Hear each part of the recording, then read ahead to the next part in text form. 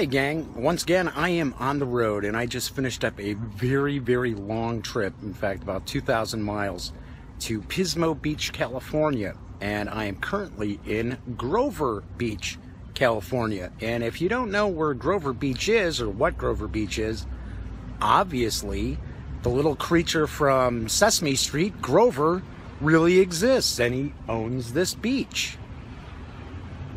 Maybe not. Anyway, of course, as usual, my little video intros have absolutely nothing to do with the game we're going to take a look at today, which is Magic the Gathering Arena of the Planeswalkers, which was Hasbro's big Gen Con release. And you saw the interview that I did with Angus Walker of Hasbro talking about the game, but now we're going to take a real up-close and personal look at what you'll find when you take everything outside the box. Back home here in Mishawaka, Indiana, I have Magic the Gathering Arena of the Planeswalkers here on the table for us to take a look at. This was something that had rolled out at Gen Con, but it's not in stores just yet, as far as I understand. It should be arriving later this month in your favorite game stores and probably in some big box retailers as well. It's a tactical board game for 2 to 5 players, ages 10 and up, and it utilizes various different miniatures. As we can see here, we have some that are pre-painted and each of them represents one of the Planeswalkers, as well as the 5 colors of mana that you'll find in Magic the Gathering. Now let's take a look at the back of the box. Take Magic Combat to the next dimension. So it's a 3D game, and there's apps available for it as well that are coming out for both iOS as well as Android. So I don't know if those are going to be actual games or just enhancements or apps that you can use to kind of assist you in your gameplay. Let's flip this back over because everybody wants to see what's going to be inside, what we're going to take outside the box.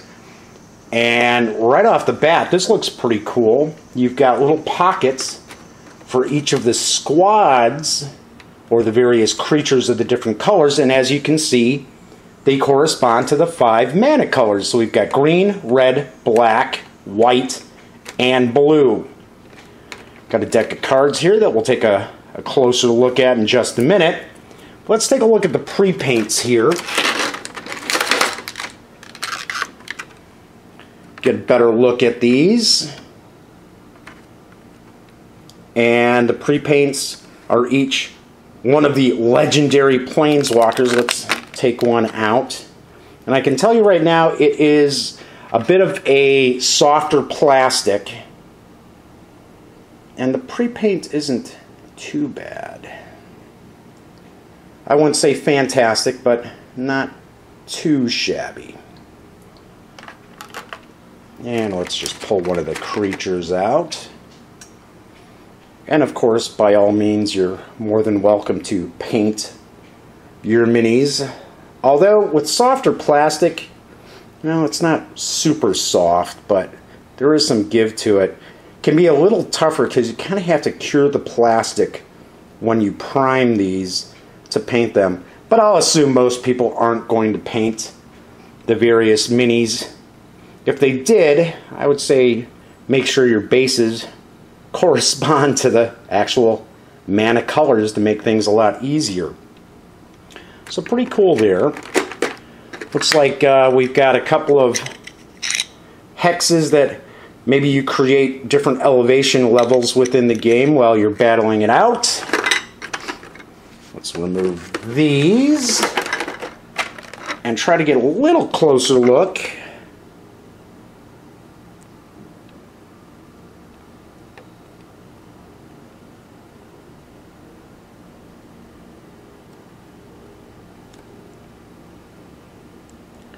Some of the colors are a little dark, so they're not showing up exceptionally well.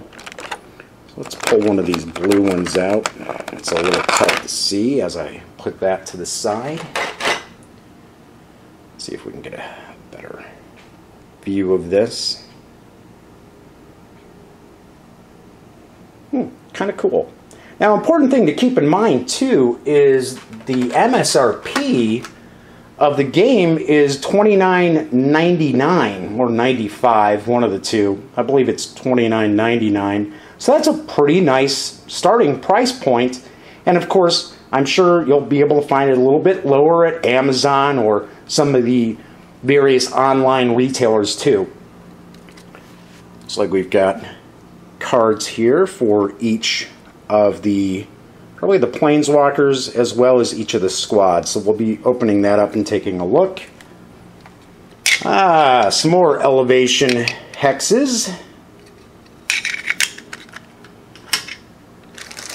Custom dice. And if you happen to follow the interview I did with Angus Walker over at Hasbro, unfortunately we had a microphone issue, so it was a little difficult to hear many of the parts of it. But as we can see, these custom dice, it looks like the crossed swords are probably a hit, the shield is probably a block, and the blank sides are probably nothing. Looks like some counters that will increase toughness. Looks like you're able to cast a spell to increase toughness. I would take a guess you probably put your figure on top of this or next to it. Find out in a sec. We've got some cubes. I'll take a guess maybe you're tracking maybe mana, something along those lines, and a 20-sided die. And it looks like we've got the modular board as well, which take a quick peek at that in a sec. And then underneath, we've got a rules book, or I should say, game guide. Looks like it's going to clock in around 15 pages. So let's take a flip through. The first time you play. Not super complex, it looks like. Of course, it is for ages 10 and up, so that would pretty much make it moderate as far as whatever difficulty level playing the two-player game. Kind of continuing along there.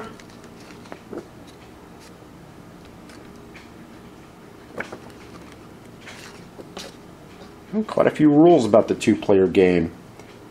Of course, you can play a 5-player free-for-all, or probably 4 players kind of teaming up, 2-on-2, showing the battlefields. Tiles. Those are called glyphs. Now we know what they are. And it looks like we've got some scenarios too. So a 2-player duel, the skirmish, there you go, 4 players, 2 teams of 2. The melee for 3, 4, or 5 players. And then a bit of an ad for Magic the Gathering itself. I do understand that there are some expansions being planned as well, depending on how well this goes over. So let's take a sec. We're going to take the shrink off of some of this stuff so we can take a closer look at other items inside the box. I finished taking the shrink off of all the various different items here, and as we can see, these are some modular battlefields or maps. They're hexagonal. I'm going to take a guess that these are probably going to be dual-sided. Uh-oh. What is that? A little damage to the tile. These are cardboard. Fairly sturdy, but as we can see, probably rather easily damaged. So you're going to want to be careful. Looks like on one side we've got each of the Planeswalkers. A little bit of flavor text about each. Kind of going through. One thing you have to admit, Magic the Gathering, if you're a fan of the game or not, they always have some pretty smashing artwork on the cards and everything. So we see that it looks like there's some water, rivers, so forth, little ponds. And then some punch outs. It looks like these are obstacles that you would put together. Then we have what appears to be the statistics for each of the Planeswalkers, as well as probably the squads. So as we can see here, this is an Animist. So she's green. Life 7, moves 5, has a range of 7. I'm going to take a guess she rolls 3 attack dice as well as 4 defensive dice. Talks about her special ability, Keen Sight, as well as Sprint. And here are her squads: Elf Rangers, Pummelroot Elementals. Then we have the Pyromancer. So it looks like each of these characters only gets a couple of squads that they can utilize, which is alright, because really the main aspect of Magic the Gathering is spellcasting. It's not always creatures. Although I have to admit, I always play a green-white deck, so I tend to have lots of creatures. It's just kind of my thing.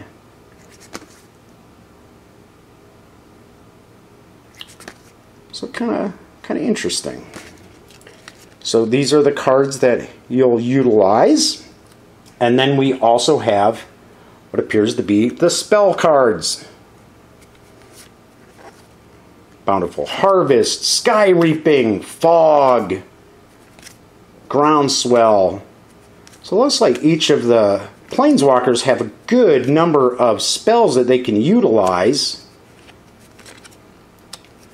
Just taking a flip through. Power of Fire, Fire Breathing, Seize the Day. So it almost looks as if each of the Planeswalkers might get 15 spells, somewhere in that vicinity. Just kind of taking a look through here.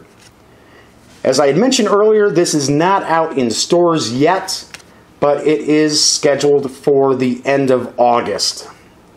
So if you're interested in jumping on board and checking this out, you should be able to find it in stores then.